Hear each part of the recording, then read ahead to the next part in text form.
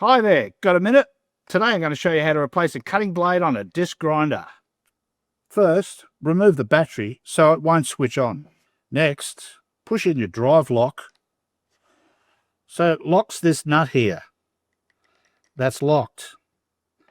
Put in your key, lining up your holes in the nut, and push in an anti-clockwise direction. Spin that nut off. Take your busted disc off. Put your new disc on, lining up the spigot.